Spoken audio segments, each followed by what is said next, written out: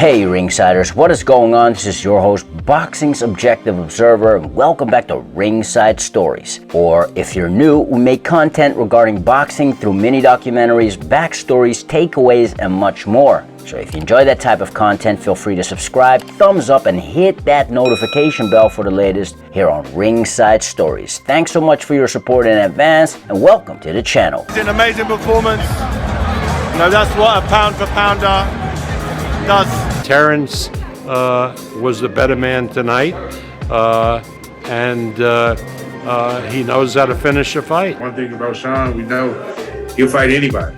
You know, you just heard him in the ring. He said he's ready to fight again. You know, that's just the kind of mentality he is. Yeah, I thought Crawford was amazing. You know, he kind of played out the way I thought. He kept nice and calm under the pressure.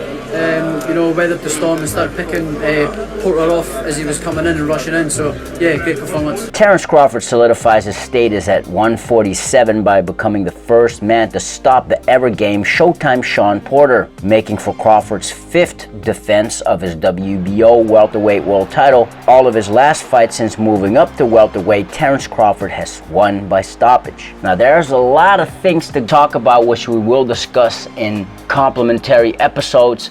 But today we'll just focus on 5 takeaways from Terrence Crawford versus Shawn Porter. Let's get into it. Number 1, Crawford versus Porter was competitive. Shawn Porter proved to be a litmus test for Terrence Crawford. As Bud said himself, I did good, but at times, you know, I let Shawn work when I could have been working with him. But I just gave him the confidence to keep doing what he was doing at times. But I feel like, you know, Jeff Horn, Felix Diaz's performances was better than tonight. And it wasn't Crawford's best performance because Showtime Shawn Porter, even at the age of 34, is still a top welterweight.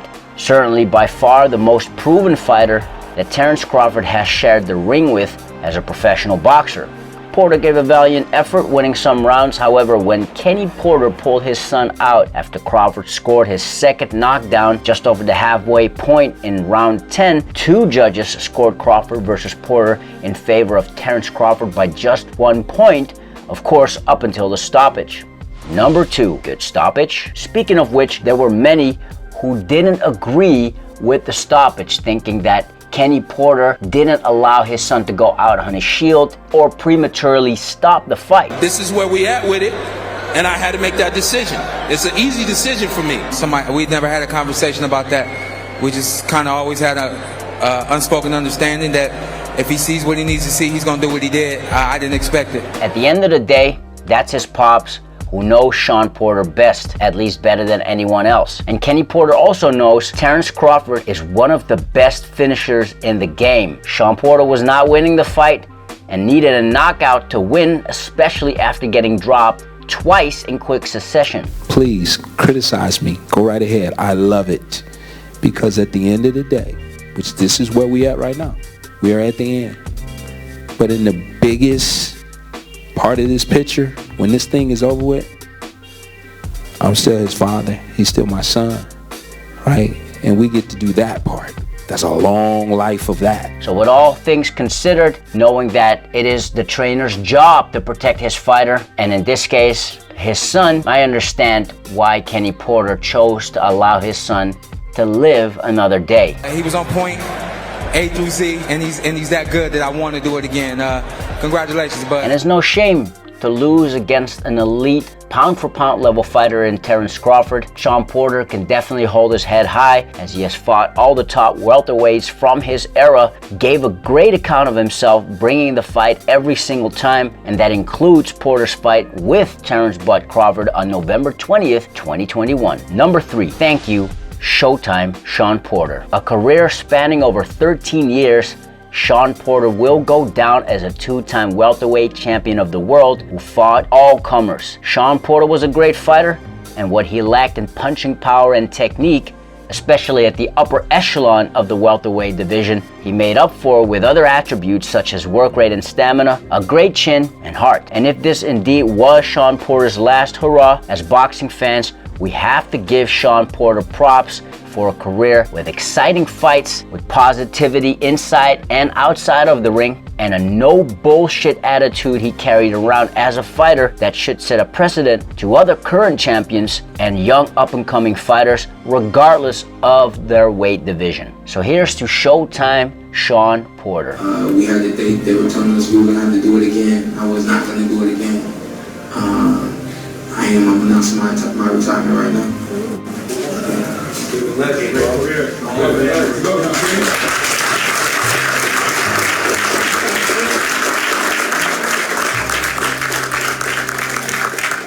Number 4, Terence Crawford, the best at 147. Terence Crawford definitely made a statement by beating and stopping Showtime Shawn Porter. I think they referred to my versatility and my ability to adjust.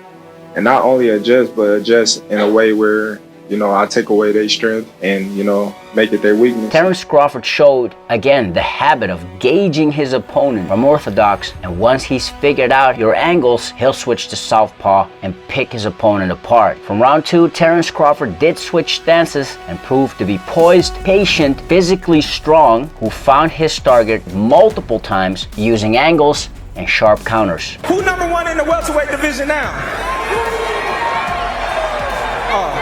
Okay. Is Terence Crawford the best at welterweight at this point in time? Well, he needs to beat Errol Spence Jr. to prove that. That said, as it stands right now, and in terms of the momentum, Terence Crawford is the man to beat at the 147-pound limit. Errol Spence was right there watching this fight. As soon as the stoppage happened, he walked out. What was your message to Errol Spence tonight? He was at my fight? Yeah. Now that boy said he wasn't gonna never be at my fights, but now he at my fights. Number 5, Crawford versus Spence. There's no doubt about it, the world wants to see Terence Crawford take on Errol Spence Jr. next. Astute boxing fans know Team Spence have strategically kept Errol Spence Jr. away from the fight with Terence Crawford. Me and Terence Crawford on different sides of the streets. He's just signed with ESPN. I don't fight for ESPN. I fight for Showtime or Fox. You know what I'm saying? Unfortunately for Errol Spence Jr., he cannot use that excuse any longer. Bob couldn't secure me the Spence fight when I was with him. So how you gonna secure me the Spence fight when I'm not with him? So, I'm moving forward with my career right now, and I wish everybody the best. Yes, Terence Crawford has served his contract with Bob Arum and Top Rank Promotions and is now an official free agent. And it will be very interesting to see what Terence Crawford's next move will be in terms of his choice of promotional outfit, because Terence Crawford has been long overdue to get a shot against the absolute elite in the welterweight division ever since moving up back in 2018. And then there's the financial incentive. In a Boxing News 24 article just fresh off of the Crawford versus Porter fight, Errol Spence Jr. was asked about his potential next fight upon his return in 2022. Quote, "Everybody has got to wait. I'm coming back with a big one. When I'll be back, it's going to be a big one. I'll be at 147 still," end quote. Well, there isn't a bigger fight at 147 than the Terence Crawford fight, a fight both Crawford and Spence Jr. need for the furtherment of their career and legacy, as they are the current number 1 and number 2 of the welterweight division. Errol Spence Jr. went on to say in the article, quote, "Hopefully, I'll be fighting again in February or March. We'll see," end quote, said Errol when asked if he'll be facing WBA welterweight world champion Yordenis Ugas in a unification fight next. Well, Yordenis Ugas is tied up in a WBA welterweight tournament and will not be able to fight Errol Spence Jr. next unless Ugas drops the belt. And let's be for real, Ugas is not a draw, neither are Virgil Ortiz Jr.